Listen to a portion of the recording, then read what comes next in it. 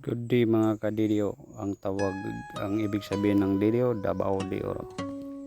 Ito ang bulaklak na sa sinaunang panahon pa sa mga kanununuan natin.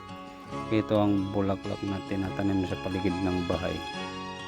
At hanggang ngayon, hindi pa rin natin makalimutan. Bakit? Dahil malaki ang sentimental na ito sa atin.